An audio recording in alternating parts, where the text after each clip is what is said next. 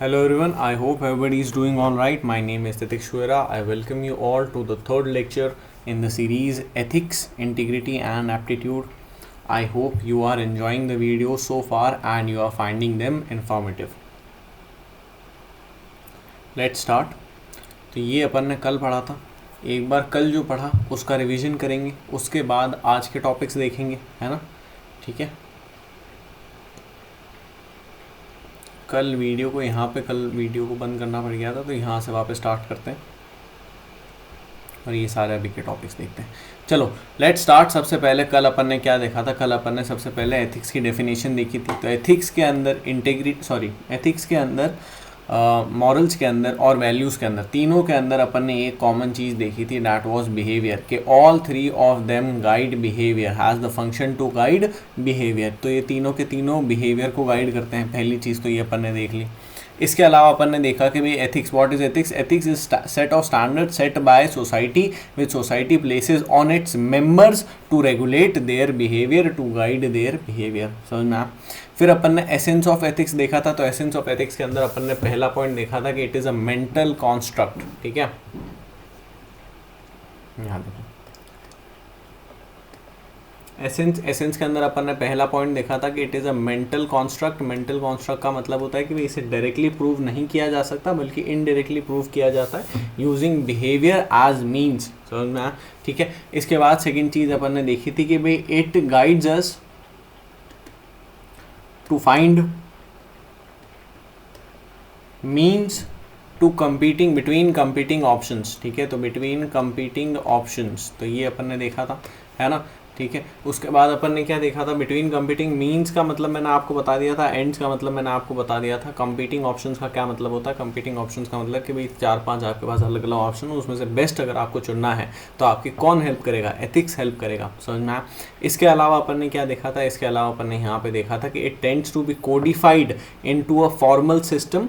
और जो है यूजुअली इसको कोडिफाई कर दिया जाता है इनटू अ फॉर्मल सिस्टम. ये आपको बताता है कि what is right, fair and just. समझ में आया. तो codified and what is right, fair and just. और यहाँ पे टेंड्स टू, यहाँ पे ये मैंने आपको कीवर्ड बताया था कि टेंड्स टू होता है. इसके अलावा और क्या चीज़ है. इसके अलावा अपन ने देखा था कि ये जो है यूनिवर्सल वैल्यूज़, काफ़ी सारी यूनिवर्सल वैल्यूज़ इसके अंदर आती है. इन्वॉल्व्स सर्टन यूनिवर्सल वैल्यूज़, जैसे कि भाई आपको लीडरशिप क्वालिटीज़ होनी चाहिए, अकाउंटेबिलिटी, ट्रांसपेरेंसी, ऑब्जेक्टिविटी, है ना. ठीक है. तो ये सारी चीज़ें होनी चाहिए. नेक्स्ट अपन ने भाई अगर वैल्यूज़ देखा तो वैल्यूज़ की डेफिनेशन भी पढ़ी थी, है ना. तो वैल्यूज़ की क्या डेफिनेशन थी. वैल्यूज़ की डेफिनेशन अपन ने देखी थी. These are socially accepted standards, है ना, फॉर डिजायरेबिलिटी एंड अनडिजायरेबिलिटी. ठीक है. डिजायरेबिलिटी एंड अनडिजायरेबिलिटी का क्या मतलब होता है. वो सारे काम जो सोसाइटी नहीं चाहती कि अपन करें. डिजायरेबिलिटी वो सारे काम जो सोसाइटी चाहती है कि अपन करें, है ना. And how this is done. तो this is done by guiding our behaviour. Which guides our behaviour. फिर इसके बाद अपन ने वापस मॉरल्स की डेफिनेशन देख ली थी. मॉरल्स के अंदर अपन ने देखा था कि इंटरनल कॉन्स्टेंट्स है. क्या है. इंटरनल कॉन्स्टेंट्स है. इंटरनल मतलब अपन खुद के ऊपर ही लगाते हैं. समझ में आया. न कि सोसाइटी जो कि एक्सटर्नल है वो अपने ऊपर लगाती है, बल्कि हम अपन अपने आप के ऊपर ही लगाते हैं. तो मॉरल्स खुद के होते हैं, एथिक्स जो है वो सोसाइटी के होते हैं. तो इंटरनल कॉन्स्टेंट्स है we put on our behaviour. समझ में, अपन खुद के बिहेवियर के ऊपर लगा रहे हैं ताकि अपन किसको अवॉइड कर सकें. गिल्ट को अवॉइड कर सकें. समझ में, ताकि अपन किसको अवॉइड कर सकें. गिल्ट को अवॉइड कर सकें. इसके बाद क्या चीज़ है. नेक्स्ट अपन ह्यूमन एक्शन के ऊपर आ गए थे. ह्यूमन एक्शन पर आने से पहले और कुछ तो नहीं देखा था यहाँ पे. ठीक है. सिलेबस वगैरह देखा था. वो सिलेबस तो वापस मैं बार बार रिवाइज नहीं करवाऊंगा. बुक लिस्ट यहाँ पे मैंने बता दी थी आपको, है ना. बेसिक आइडिया, पब्लिक लाइफ वगैरह ये सब कुछ दे दिया था हल्का हल्का. ठीक है. चलो गुड. तो डिटर्मिनेंट्स से स्टार्ट करते हैं. What are determinants. इसके अंदर अपन एक तो ह्यूमन एक्ट का डेफिनेशन देखेंगे, भाई ह्यूमन एक्ट क्या चीज़ होती है. इसके अलावा जो है उसके कौन कौन से इम्पेडिमेंट्स हैं, इन सबको देखेंगे. और अपन देखेंगे कि भाई क्या सोर्सेज होते हैं जहाँ से एथिकल स्टैंडर्ड्स अराइज होते हैं. समझ में. तो सबसे पहले ह्यूमन एक्ट की अगर अपन बात करें, कोई भी नॉर्मल सोने जागने का एक्ट ह्यूमन एक्ट नहीं होता है. ठीक है. बल्कि ह्यूमन एक्ट एक ऐसा एक्ट होता है जिसके अंदर सबसे पहले फ्रीडम ऑफ विल इन्वॉल्व होती है. समझ में. क्या इन्वॉल्व होती है, फ्रीडम ऑफ विल इन्वॉल्व होती है। फ्रीडम ऑफ विल कैसे इन्वॉल्व है इसके ऊपर आएंगे। उसके ऊपर आने से पहले human act is a consciously done voluntary act, समझ में आया, ठीक है। तो ये कॉन्शियसली डन है, पहली बात तो कि भाई आपने पूरे होशो हवास में इस चीज़ को करा है। दूसरी बात, आपने खुद की मंशा से इस चीज़ को करा है, किसी ने आपको फोर्स नहीं करा है किसी भी कोई भी पर्टिकुलर एक्ट को करने में। अगर वो इनवॉलेंट्री होगा तो ह्यूमन एक्ट नहीं होगा, अगर वो जो है अनकॉन्शियसली होगा तो भी उसे जो है ह्यूमन एक्ट वगैरह डायरेक्ट फॉर्म के अंदर नहीं कहेंगे। ऑल्दो फिर भी उसे जो है जज वगैरह किया जा सकता है। ये क्वेश्चन आता है कि भाई इसमें से किस चीज़ को जज वगैरह करें, तो इसे भी जज किया जा सकता है, समझना। अब नेक्स्ट चीज़ आती है कि भाई डिटर्मिनेंट्स क्या होते हैं एथिक्स के, वो कौन सी चीज़ें हैं जो कि जो है कहीं ना कहीं इम्पीड करती है एथिकल स्टैंडर्ड्स को, है ना। तो these are impediments put on ethical standards या फिर एथिक्स, समझ में आया, कौन कौन से रोक हैं, ब्रेक्स हैं, ठीक है। तो उसके अंदर जो सबसे पहला जो होता है वो होता है ऑब्जेक्ट, ठीक है। सेकंड होता है एंड, है ना, इसे मीन्स भी कह सकते हैं, इसे इंटेंट भी कह सकते हैं। और थर्ड होता है सर्कमस्टेंस, ठीक है। नाउ अंडरस्टैंड, ये तीन चीज़ें हैं, ठीक है। अब क्या चीज़ है कि जो ऑब्जेक्ट या मीन्स वगैरह, इसके अंदर पहली बात तो ये है कि जिस चीज़ से आपने, जो आइडिया से आपने शुरू करा, पहली बात तो वो आइडिया सही होना चाहिए, जिन वेज का मीन्स का आप यूज़ कर रहे हो वो तरीके सही होने चाहिए किसी भी गोल को अटेन करने के लिए, प्लस फ्रीडम ऑफ विल होनी चाहिए। तो फ्रीडम ऑफ विल क्या चीज़ होती है, फ्रीडम ऑफ विल क्या चीज़ होती है, फ्रीडम ऑफ विल के अंदर तीन चीज़ें आती है। अगर ये तीन चीज़ें आपके किसी भी एक्ट के अंदर हैं तो अपन उसे कहेंगे कि ये एक्ट फ्री विल से किया गया एक्ट है। और वो तीन चीज़ें कौन कौन सी, सबसे पहले आप मेंटली एंड साइकोलॉजिकली फिट होने चाहिए हो, समझना। इसका क्या मतलब होता है, इसका ये मतलब होता है कि अगर कोई डिसीजन है तो वो डिसीजन लेने की आप स्टेट में भी हो या नहीं हो, समझना। अगर मैं आपको कोर्ट के अंदर खड़ा कर दूँ और मैं आपको बोलूँ कि भाई मैं जो भी आपके ऊपर ऐसा आरोप लगा रहा हूँ कि यार इन्होंने जो है ये इस गुड्डू पहलवान को मार दिया और सरेआम मारा, दिन दहाड़े मारा और मैंने देखा है ना। अब मैं आपको बताता हूँ कि आप कौन हो। आप एक 6 साल की बच्ची हो, क्या आप एक पहलवान को मार सकते हो? क्या आप जो है फिजिकली, मेंटली के अलावा फिजिकली भी, है ना, ठीक है, मेंटली साइकोलॉजिकली तो एक ही हो गया, इसके अलावा फिजिकली, क्या आप फिजिकली भी इतने फिट हो? नहीं हो, समझ में आया। या फिर मान लो कि भाई कोई पर्सन है, ठीक है, उसकी मेंटल कंडीशन बहुत ज़्यादा ठीक नहीं है और मैं उसके ऊपर कुछ भी आरोप लगाऊं कि भाई यार इसने तो ये बहुत ज़्यादा षड्यंत्र खेला, तो ये इडियोटिक बात हो जाएगी, समझ में आया। तो सबसे पहली बात तो मेंटल फिजिकल फिटनेस है कि नहीं है। सेकंड चीज़ जो होती है, सेकंड चीज़ जो है यहाँ पर आती है कि आपके पास ऑप्शंस की अवेलेबिलिटी थी कि नहीं थी। तो अवेलेबिलिटी ऑफ ऑप्शंस, समझना, इसका ये मतलब होता है कि लेट्स से कि मैंने गुड्डू पहलवान को मारा तो मेरे पास गुड्डू पहलवान को छोड़ देने का ऑप्शन था कि नहीं था, समझना। भाई ऐसा भी तो हो सकता है कि अगर मैं गुड्डू पहलवान को नहीं मारता तो गुड्डू पहलवान मुझे मार देता, समझ में आया। तो उसको छोड़ देने का पहली बात ऑप्शन था कि नहीं था। थर्ड चीज़ जो आती है, अगर ऑप्शन था तो उन ऑप्शंस के अंदर चूज करने की आपके पास अवेलेबिलिटी या फैसिलिटी थी कि नहीं थी। तो चूजिंग बिटवीन डिफरेंट ऑप्शंस, है ना। इसका क्या मतलब होता है, इसका ये मतलब होता है जैसे मान लो अगर किसी ने मेरे जो है सर पे गन वगैरह पॉइंट करी एंड कहा कि अगर या तो आपने गुड्डू वगैरह को नहीं मारा तो हम आपके जो है इस परिवार वाले की जान ले लेंगे या जो भी कर देंगे। तो ऐसे सिनेरियो के अंदर अगर मैं पहला वाला ऑप्शन नहीं भी चुनता हूँ तो सेकंड वाला ऑप्शन जो है वो ऑलरेडी मतलब मेरे पास वैसे भी नहीं है, समझ में आया। मेरे पास एक ही ऑप्शन है कि उसको मारना ही है। अगर मैं सोचूं कि नहीं यार पुलिस वगैरह के पास जाऊं तो वो तो मेरे जो है परिवार वगैरह की जान चली जा सकती है।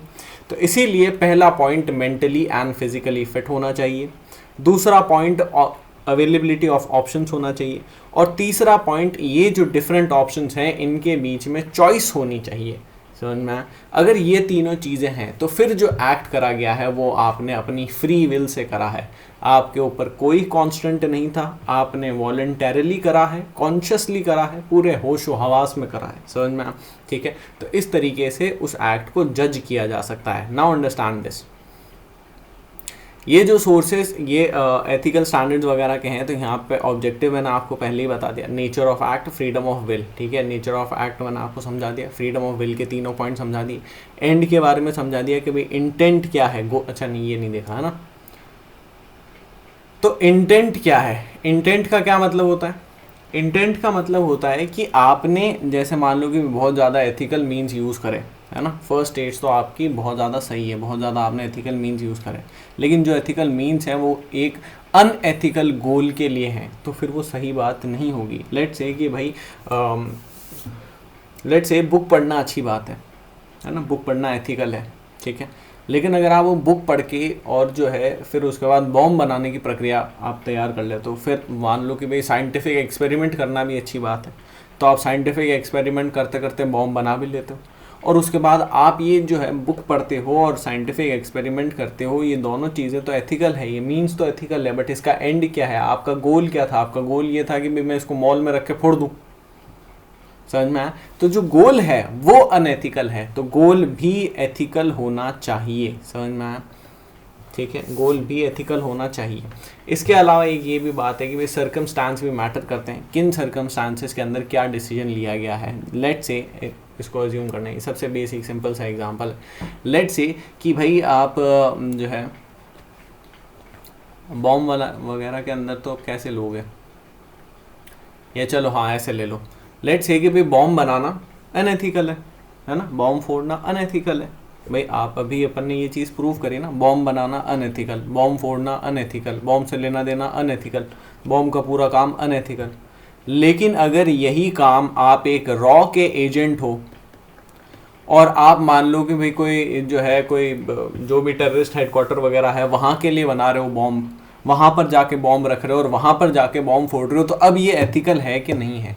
इसलिए सर्कमस्टांस भी मैटर करते हैं, ज़रूरी नहीं है एक एक्ट जो कि एक जगह पे अनएथिकल है वो दूसरी जगह पर एथिकल अनएथिकल ही हो, या फिर एक एक्ट जो दूसरी जगह पे एथिकल है वो पहली जगह पे जो है वहाँ पर भी एथिकल हो, समझ में, ठीक है। तो मैटर करता है कि क्या सर्कमस्टांसेस है, किन सर्कमस्टांसेस के अंदर एक्ट किया गया है, ठीक है। तो ये तीनों चीज़ें होती है, ऑब्जेक्ट, इंटेंट एंड सर्कमस्टांसेस। इसके बाद इम्पेडिमेंट्स का एक जो है यहाँ पर कुछ ऐसे पॉइंट्स आते हैं जो कि रोकते हैं आपके एथिक्स को, ठीक है, एथिकल स्टैंडर्ड्स को।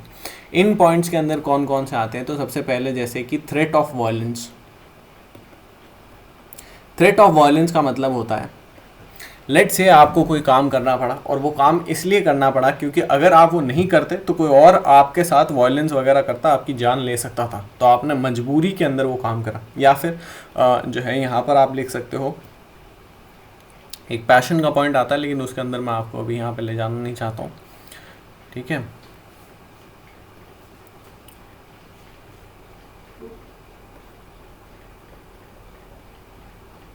ठीक है, तो थ्रेट ऑफ वायलेंस के अलावा पैशन का एक पॉइंट होता है, पैशन के अलावा जो है यहाँ पे इंटॉक्सिकेशन, ठीक है। तो इंटॉक्सिकेशन आ गया कि आप मान लो उस स्थिति में नहीं थे, ठीक है, आप जो है इंटॉक्सिकेटेड थे, नशे में थे। तीसरी बात ये भी आ सकती है कि आपकी साइकोलॉजिकल स्टेट क्या है जिसके अंदर आपने क्या काम करा है। लेट्स से कि भाई वैसे आप कैरेक्टर के और इन जनरल जैसा आप पर्सन हो तो आप काफ़ी ज़्यादा जेंटल और बढ़िया पर्सन हो, लेकिन मान लो कि भाई कुछ ऐसी स्टेट्स आ गई जिसकी वजह से मान लो आपकी फैमिली के अंदर किसी की डेथ हो गई, आप बहुत ज़्यादा साइकोलॉजिकली वीक स्टेट में हो और उस स्टेट के अंदर आपने किसी के साथ गाली गलौज कर दी, किसी के साथ जो है वहाँ पे लड़ाई झगड़े कर दिए, समझ में आया। तो आपकी साइकोलॉजिकल स्टेट क्या है ये मैटर करती है। इसके अलावा चौथा पॉइंट और क्या क्या आता है यहाँ पर, इसके अलावा इग्नोरेंस, आपके पास ज्ञान नहीं था, अनइंटेंशनली अगर आपने कोई चीज़ करी तो वो भी एक चीज़ आ जाती है, ठीक है। तो लेट्स से यहाँ पर आप लिख दो इग्नोरेंस, समझ में आया। इग्नोरेंस मतलब अनइंटेंशनली आपने कोई चीज़ करी, आपको पता नहीं था कि भाई इसका ये कॉन्सिक्वेंस होगा। लेट्स से कि भाई आपने ऐसे ही हाथ घुमाया हवा में, है ना, और उसकी वजह से किसी को थप्पड़ पड़ गई और इतनी बुरी थप्पड़ पड़ी उसका गाल भी सूज गया, उसके 2 दांत टूट गए, है ना। आपने ये बात सोची नहीं थी कि भाई ये ऐसा हो सकता है। तो ये जो चीज़ है ये गलती से हुई चीज़ है, समझ में, अनइंटेंशनल चीज़ है। नाउ क्या इनका ये मतलब है कि भाई इन्हें आप जज नहीं कर सकते हो, इन्हें एथिकल पैरामीटर्स के ऊपर नाप नहीं सकते हो? नहीं, ये बिल्कुल गलत है। इन्हें फिर भी एथिकल पैरामीटर्स के ऊपर नापा जाएगा, इंक्लूडिंग थ्रेट ऑफ वायलेंस। इसका क्या मतलब है? इसका ये मतलब है कि लेट से कोई आपको मारने वाला था, तो ज़रूरी थोड़ी है कि आप भी वापस उसकी जान ले लोगे, और ज़रूरी थोड़ी है कि आप बिल्कुल एकदम वॉयलेंटली, एकदम ग्राफिकली उसकी जान लोगे। भाई आप अपने आप को बचाने के दूसरे तरीके भी तो अपना सकते थे। अगर मान लो कि भी दूसरा कोई ऑप्शन नहीं भी था आपके पास, तो जिस तरीके से आपने उसकी जान ली, उससे तो ये लग रहा है कि भाई ये आपको नहीं मार रहा था बल्कि आप इसको मार रहे थे। समझ में आया? कई बार ऐसी सिचुएशन भी होती है। इसके अलावा इंटॉक्सिकेशन, अगर इंटॉक्सिकेशन करा तो ये किसका फॉल्ट है? आपका फॉल्ट है। आप इंटॉक्सिकेटेड थे, आप होश में नहीं थे, इसमें दूसरे का कोई फॉल्ट थोड़ी, दूसरे का लेना देना थोड़ी है अगर वो सफ़र कर रहा है तो। समझ में? साइकोलॉजिकल स्टेट, आपकी कितनी भी पुअर साइकोलॉजिकल स्टेट हो, आपको कोई हक नहीं है कि आप दूसरों की साइकोलॉजिकल स्टेट को पुअर करें। सिंपल सी बात है। आपके पास कितनी भी, आप कहीं बहुत बुरी जगह पर भी हैं, उसके बाद भी आपके पास ये हक नहीं है कि भाई आप दूसरों को जो है किसी को भी गालियाँ देते फिरें, किसी को भी मारते पीटते फिरें। समझ में आया? उनकी भी साइकोलॉजिकल स्टेट मैटर करती है ना। इसके अलावा इग्नोरेंस, भली आपने कोई चीज़ जानबूझ के करी या फिर अज्ञानता से करी। लेट से कि भाई आप रोड पे गाड़ी चला रहे हैं, अब आप चाहते थोड़ी थे 3 जनों को उड़ा देना, लेकिन उड़ा दिया, है ना। अनइंटेंशनली उड़ाया है, आपने देखा भी नहीं, आपको पता भी नहीं कि भाई वो यहीं पर सो रहे होंगे, रोड के बीचों बीच सो रहे होंगे। समझ में आया? लेकिन उसके बाद भी आपकी कुछ तो लायबिलिटी क्रिएट होती है ना। हाँ, ये बात बिल्कुल सही है कि इन सारी ही सिचुएशंस के अंदर लायबिलिटी बहुत कम हो जाती है, ठीक है, लेकिन लायबिलिटी फिर भी होती है। अगर आपकी साइकोलॉजिकल स्टेट पुअर है, अगर आपके पास थ्रेट ऑफ वायलेंस वगैरह था, इग्नोरेंस वगैरह, ये सारे जो है सर्कमस्टांसेस थे, तो उसके अंदर आपकी लायबिलिटी जो है कम हो जाती है, ठीक है। अगर आपको जज वगैरह किया जाता है तो उस चीज़ का ध्यान रखा जाता है कि भाई ये सारे के सारे पैरामीटर्स थे, ठीक है। आपने बहुत ज़्यादा, देखो एक तो ये चीज़ है जो अभी मैंने आपको बताया, दूसरी एक ये चीज़ है कि आप जो है रोड के ऊपर निकले पूरे इंटेंशन के साथ, पूरे होश में, ठीक है, तो कॉन्शियस भी हो आप, कोई जो है साइकोलॉजिकल मतलब जो है कोई भी इंटॉक्सिकेशन वगैरह नहीं है, और साइकोलॉजिकली आपने इस चीज़ को जो है पिछले 1 महीने से प्लान करा है, फ्रॉम लास्ट 1 मंथ, कि भाई मैं रोड पे जाऊंगा और इन 3 लोगों को उड़ाऊंगा और उन्हीं 3 लोगों को उड़ाऊंगा। तो ये सिचुएशन अलग होती है, और वो जहाँ पे गलती से कोई चीज़ हो गई या अज्ञानता में हो गई या फिर आपको पता नहीं पड़ा, आपको होश नहीं पड़ा, वो अलग चीज़ होती है। समझ में? आपकी साइकोलॉजिकल स्टेट अलग था। तो लेट्स से कि भाई यहाँ पर जो है, इसीलिए लॉज के अंदर क्या चीज़ लिखी होती है, लॉ के अंदर ये लिखा होता है कि भाई 10 से 14 साल तक की सज़ा, है ना। लॉज में ये लिखा होता है कि 10 to 14 years of jail time, है ना। Now 10 to 14 years of jail time का मतलब होता है कि जो जज है वो डिसाइड करेगा 10 साल होगा, 11 होगा, 12 होगा, 13 होगा या फिर 14 साल होगा। समझ में है? ठीक है। तो उसी तरीके से अगर लेट से कि भाई आपकी स्टेट वाकई बहुत ज़्यादा वीक थी और बहुत गलती से हो गया, आपको पता भी नहीं पड़ा, ये वो अगर ऐसी कुछ कंडीशन है तो उसके अंदर लेट से कि भी उन्होंने 10 साल की सज़ा दी। लेकिन अगर आपने बहुत ज़्यादा इंटेंशनली अगर कोई ऐसी कोई चीज़ करी तो वो 14 साल की सज़ा देंगे। समझ में आया? ठीक है। तो आप सीधा सीधा भाई 3-4 साल आगे किसक गए ना, ठीक है, ये बात है। फिर इसके बाद क्या है, these were human act and determinants of ethics. तो ह्यूमन एक्ट के अंदर अपन ने क्या देखा, ह्यूमन एक्ट के अंदर अपन ने देखा any act done consciously and voluntarily और and which can be judged, ठीक है, is known as a human act. Determinants के अंदर अपन ने इम्पेडिमेंट्स के बारे में देखा, तो कौन कौन से इम्पेडिमेंट्स देखे अपन ने, इग्नोरेंस जो कि अनइंटेंशनली अगर आप करते हो, इंटॉक्सिकेशन, थ्रेट, साइकोलॉजिकल स्टेट, इन सब चीज़ों को देखा। फिर अपन ने देखे sources from which ethical standards arise, ठीक है। तो एथिकल स्टैंडर्ड्स इन 3 सोर्सेज से अराइज करते हैं, पहले हैं ऑब्जेक्टिव, दूसरे हैं एंड या फिर इंटेंट, और तीसरे हैं सर्कमस्टांसेस। यहीं पर अपन ने फ्रीडम ऑफ विल का भी कंसेप्ट देखा। फ्रीडम ऑफ विल के अंदर अपन ने देखा कि सबसे पहले फिजिकल एंड मेंटल फिटनेस होनी चाहिए, सेकेंड चीज़ ऑप्शंस की अवेलेबिलिटी होनी चाहिए, थर्ड चीज़ फ्रीडम होनी चाहिए इन ऑप्शंस के बीच में चुनने की। ये नहीं होना चाहिए कि अगर तूने सेकंड वाला चुन लिया तो मैं तेरा खोपड़ी उड़ा दूंगा। समझ में आया? ठीक है, गुड। फिर इसके बाद क्या चीज़ आती, कॉन्सिक्वेंसेस एंड कंडक्ट। गुड, ठीक है। कॉन्सिक्वेंसेस, कंडक्ट, एथिकल कंडक्ट, ये सब क्या चीज़ें होती है, इन सबको देखते हैं। सबसे पहले कॉन्सिक्वेंसेस, क्या मतलब होता है कॉन्सिक्वेंसेस का? अक्सर ये क्वेश्चन आता ही आता है, ठीक है, मतलब इस तरीके के क्वेश्चन आते ही। तो कॉन्सिक्वेंसेस का क्या मतलब होता है? कॉन्सिक्वेंसेस का मतलब कि रिजल्ट ऑफ एनीथिंग, है ना, यही मतलब होता है ना, result of anything are consequences, ठीक है। नाउ ये जो रिजल्ट है, ये जो कॉन्सिक्वेंसेस हैं, ये कॉन्सिक्वेंसेस 3 तरीके के हो सकते हैं। कितने तरीके के हो सकते हैं? 3 तरीके के हो सकते हैं। 3 को भूल जाओ ना, 1 से शुरू करते हैं, ठीक है। मुझे नहीं पता 3 होते हैं कि 2 होते हैं कि 3 4 होते हैं 10 होते हैं। अपन 0 से स्टार्ट करते हैं कि लेट्स से कितने हो सकते हैं, लेट्स फाइंड आउट।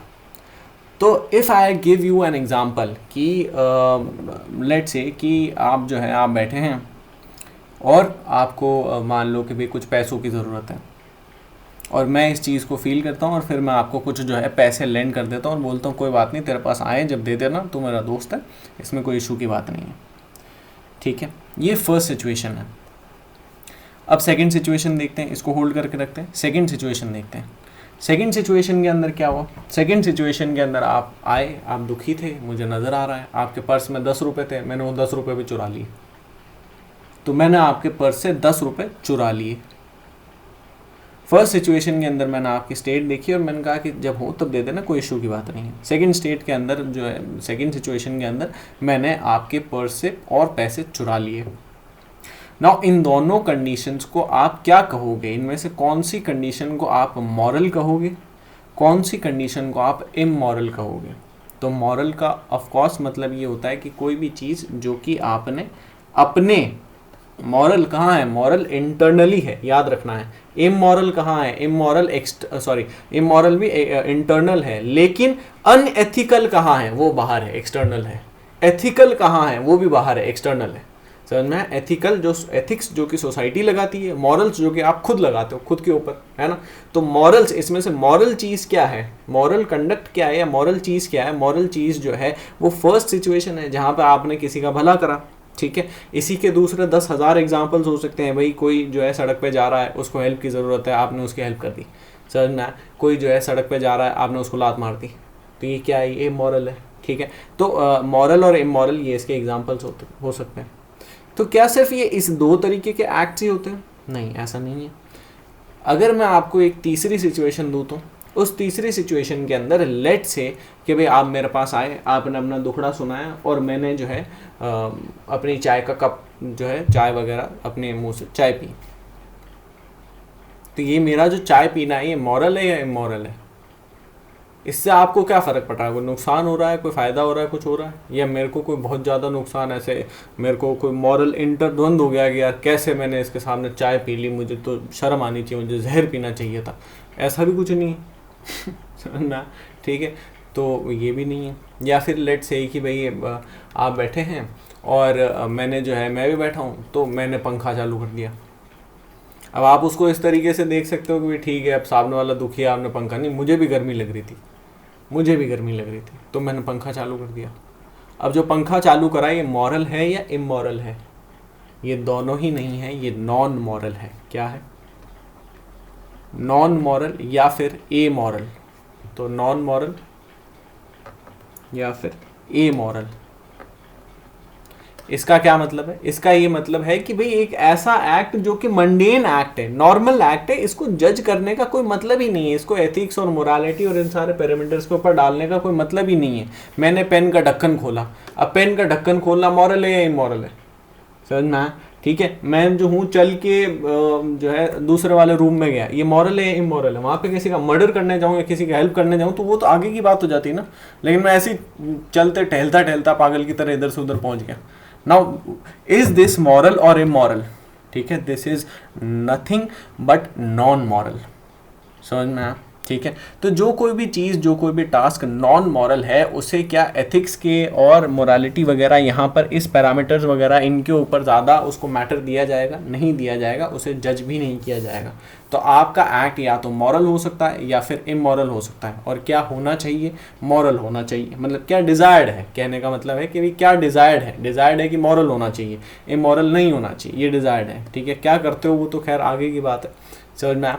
ठीक है। तो ये कॉन्सिक्वेंसेस हैं कि भाई एथिक्स के कॉन्सिक्वेंसेस क्या हो सकते हैं? 3 हो सकते हैं। या तो आपका एक्ट मॉरल होगा, इमोरल होगा या नॉन मॉरल होगा। नॉन मॉरल के अंदर मैंने आपको बता दिया कि इससे अपन को लेना देना नहीं होगा। फिर इसके बाद अगला जो टॉपिक आता है वो होता है कंडक्ट का। आखिर ये कंडक्ट क्या चीज़ होती है? कंडक्ट आपने सुना होगा कि भाई the person is conducting a seminar. समझ में आया? He is conducting a class, he is conducting this, he is conducting that. Conduct का मतलब कोई भी काम करना, कोई भी क्रिया। तो कंडक्ट क्या है? Conduct is nothing but action या फिर एक्ट या फिर बिहेवियर। समझ में आया? जिस बिहेवियर को अपन इतने टाइम से समझ रहे हैं, मतलब कल से देख रहे हैं इसको, बिहेवियर बिहेवियर बिहेवियर, मॉरल्स क्या कर रहे हैं, बिहेवियर को रेगुलेट कर रहे हैं, वैल्यूज़ क्या कर रही है, बिहेवियर को रेगुलेट कर रही है, अपने नॉर्म्स पे तो अभी तक आए नहीं अपन, एथिक्स क्या कर रहे हैं, वो बिहेवियर को रेगुलेट कर रहे हैं, अभी नॉर्म्स पे आएंगे, एटीट्यूड के ऊपर आएंगे, एप्टीट्यूड पर आएंगे, ये सब के सब जो है बिहेवियर को रेगुलेट कर रहे हैं। Behaviour is the key theme of GS paper 4, समझ में आया? तो बिहेवियर या फिर एक्शन या फिर एक्ट ही कंडक्ट है, समझ में आया? तो फिर इसके लिए अलग से टर्मिनोलॉजी इस्तेमाल करने का क्या मतलब है भाई, एक ही चीज़ बोल देते। टर्मिनोलॉजी इस्तेमाल करने का ये मतलब है कि एक टाइम तक, एक लंबे टाइम तक आप किस तरीके का एक्ट करते हो, उससे आपका कंडक्ट पता पड़ता है। जैसे कि मान लो कि मैं जनरली जब भी रोड के ऊपर जाता हूँ, मैं जनरली लोगों की जो है मदद करता हूँ, लोगों को पैसा वगैरह दे देता हूँ, अगर किसी को ज़रूरत होती है किसी की हेल्प कर देता हूँ, किसी का जो है कुछ और कुछ सामान वगैरह ले जाना होता है तो उसकी हेल्प कर देता हूँ, बड़ों के मैं पैर छूता हूँ। उसके अलावा मैं जो हूँ बढ़िया टाइम पे उठता हूँ, टाइम पे सोता हूँ, स्पोर्ट्स खेलता हूँ, पढ़ाई करता हूँ, समझ में आया? ये सब सिचुएशन में ये सब चीज़ें मैं करता हूँ, जो कि ऐसा है नहीं, ठीक है।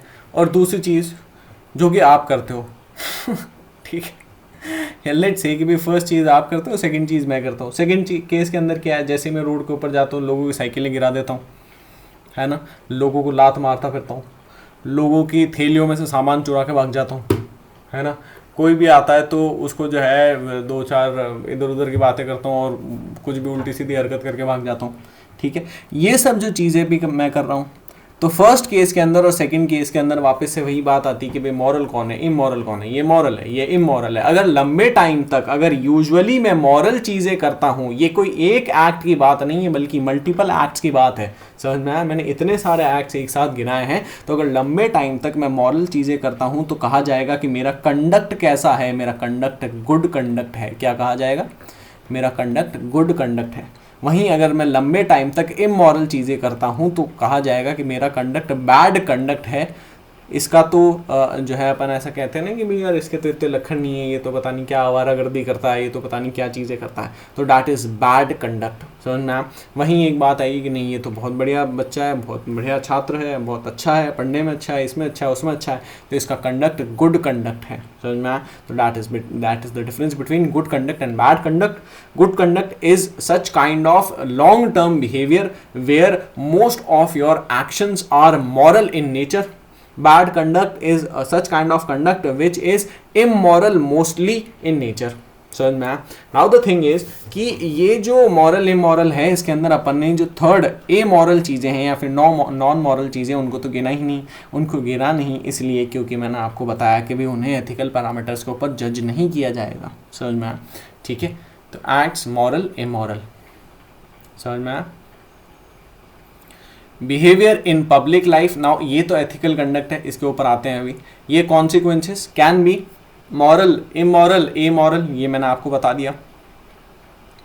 एक्शंस जो हैं वो आप रेगुलरली किस तरीके के actions one regularly does is known as conduct. Actions one regularly does, और ये कंडक्ट कितने तरीके का? दो तरीके का हो सकता है। थर्ड चीज आती है एथिकल कंडक्ट क्या होता है, ठीक है। तो एथिकल कंडक्ट, एथिकल कंडक्ट का मतलब होता है, कंडक्ट तो अपन ने देख लिया, यूजुअली आप कैसे हो, यूजुअली आप जो भी एक्शंस वगैरह कर रहे हो उसको अपन कंडक्ट के अंदर गिनेंगे। तो यूजुअली अगर आप एथिकल एक्शंस कर रहे हो तो उसे अपन एथिकल कंडक्ट में गिनेंगे। यहाँ पर तीन चीज़ें, डेफिनेशन के अंदर तीन चीज़ें आती हैं, आप चाहो तो अपनी डेफिनेशन चेंज भी कर सकते हो, कोई बहुत ज़्यादा वैसी वाली बात नहीं है। पहली बात है फेयरनेस, दूसरी बात है स्ट्रॉन्ग मॉरल स्टैंडर्ड्स, और तीसरा है गुड फेथ।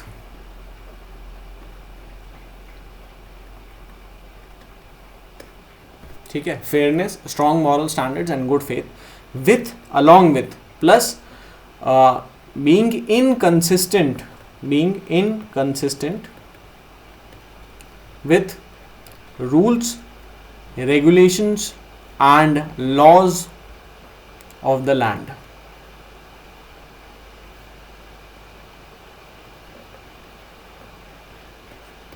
समझना है? रूल्स रेगुलेशंस और लॉज के अंदर इंटरनल डिफरेंस क्या होता है, ये जब अपन पब्लिक एडमिनिस्ट्रेशन के अंदर रूल्स रेगुलेशन लॉज वगैरह के टॉपिक पर आएंगे तब इसे अपन डिस्कस करेंगे। अभी आई होप आप इसको समझेंगे कि क्या है कि अगर आपका कंडक्ट जो लॉन्ग टर्म आपका एक्शंस है, बिहेवियर्स हैं, अगर वो गुड फेथ के अंदर है, समझ में सबके भले के भला आप सोचते हो, फेयरनेस है, जस्ट है, ना कि पार्शियल हो और पार्टीशन हो, इस तरीके के आपके अंदर फीलिंग्स नहीं है, बायस्ड नहीं हो, पार्शियल और पार्टीशन का अगर आपको अभी मतलब नहीं समझना है तो आप बायस्ड नहीं हो किसी की भी तरफ, ठीक है, आप फेयर हो, what is right, what is wrong, simple, समझ में, no matter who ever does so, ठीक है। Third thing is strong moral standards, आपके जो मॉरल स्टैंडर्ड्स हैं वो काफ़ी ज़्यादा स्ट्रॉन्ग हैं, आपको कोई देखता है तो कहता है कि यार इसके जैसे मॉरल स्टैंडर्ड्स होने चाहिए, इसकी मोरालिटी का जो स्तर है, इसकी मोरालिटी का जो मीटर है वो मीटर कितना हाई है, समझ में, ठीक है। तो good faith, fairness and strong moral standards which are inconsistent with the rules, regulations and laws of the land। इसका ये मतलब है कि आप रॉबिन हुड नहीं हो। जैसे कि एग्जाम्पल क्या है, एग्जाम्पल ये है कि लेट्स से एक पर्सन है, वो क्या करता है, वो गरीबों से, वो अमीरों से तो जो है चोरी चकारी करता है और गरीबों के अंदर बांट देता है, खुद कुछ भी नहीं रखता है ना, तो उसके मॉरल स्टैंडर्ड्स बहुत ज़्यादा स्ट्रॉन्ग है। मॉरल क्या है, इंटरनल है भाई, आप इंटरनली आपके कॉन्शियंस को सेटिस्फाई कर पा रहे हो कि नहीं कर पा रहे हो, कर पा रहे मतलब मैं मॉरल हूँ तो मॉरल हो गया। फेयरनेस इसके अंदर है कि नहीं है, हाँ वो नहीं देखता कि वो काला वाला गरीब है, गोरा वाला गरीब है, वो सबको बांटता है, ठीक है, चाहे कोई भी गरीब हो सबको बांटता है, तो फेयर है ये। गुड फेथ है कि नहीं, हाँ बिल्कुल है भाई, भला करना चाहता है लोगों का, गुड फेथ है, लेकिन इसके साथ में क्या वो रूल्स रेगुलेशंस और लॉज के साथ में कंसिस्टेंट है, नहीं है, तो इसीलिए इसके कंडक्ट को अपन एथिकल कंडक्ट नहीं कहेंगे, सिंपल सी बात है। अब ये चीज़ कहाँ काम में आएगी, where is this important, it is important specially in case studies. Case studies के ऊपर, केस स्टडीज़ के अंदर अगर आपके पास एक क्वेश्चन आता है जिस क्वेश्चन में वो आपको पूछते हैं कि भाई इस तरीके की कोई सिचुएशन है, बताओ ये जो एक्ट है ये कितना सही है, गलत है, एथिकल पैरामीटर्स वगैरह के ऊपर, और अगर आप कंफ्यूज होते हो कि यार ये जो है गरीबों का भला कर रहा है, ऐसे कर रहा है, वैसे कर रहा है, तो आपकी आइडिया एकदम क्लियर होना चाहिए कि नो मैटर हाउ एथिकल इन ये जो है इन व्यू ऑफ सोसाइटी और how moral in his own self, in his own views he may be, or how moral in my views he may be, he doesn't have an ethical conduct. Why? Because he is not abiding by the laws of the land. As simple as that, खत्म। Case studies के अंदर एक बहुत important ज्ञान बात मैं आपको बताता हूँ। केस स्टडीज़ के अंदर ये जो है आप क्या आंसर देते हो उससे ज़्यादा आप उसकी क्या रीजनिंग देते हो ये मैटर करती है। What is your reasoning behind it. कई बार ऐसे क्वेश्चंस आएंगे, ऑर्डर ऑफ प्रेफरेंस वगैरह चूज़ करने के क्वेश्चन आएंगे कि भाई 6-7 चीज़ें हैं, उसमें से आप ऑर्डर ऑफ प्रेफरेंस, पहले किसको बचाओगे, फिर किसको बचाओगे, फिर क्या करोगे, फिर इसमें से किसको क्या करोगे, इस तरीके का अगर क्वेश्चन आएगा तो आप उसका क्या जवाब दो। इससे ज़्यादा ज़रूरी ये है कि आप उस जवाब के पीछे क्या रीजनिंग दो, क्या कारण दो, समझ में आया, ठीक है। तो डैट शुड बी क्लियर, और वो तब क्लियर होगा जब आप ये सारे के सारे कंसेप्ट आपके माइंड में एकदम पक्की तरीके से बैठ जाएंगे, समझ में, ठीक है। रिवीजन वगैरह करो, अगर इसमें किसी भी टॉपिक में डाउट है तो मुझे पूछो, और आई होप ये एथिकल कंडक्ट वाला आपको पूरा ढंग से समझ में आया हो। नेक्स्ट चीज़ नोलान कमेटी है, नोलान कमेटी को अपन नेक्स्ट वीडियो के अंदर कंटिन्यू करते हैं, ठीक है, या फिर ले ही लेंगे इसमें, नेक्स्ट वीडियो में करते हैं, ठीक है। नोलान कमेटी के ऊपर नेक्स्ट वीडियो में करते हैं, इस वीडियो को अपलोड करने के बाद में फिर उसके बाद नेक्स्ट को भी डाल दूंगा, ठीक है।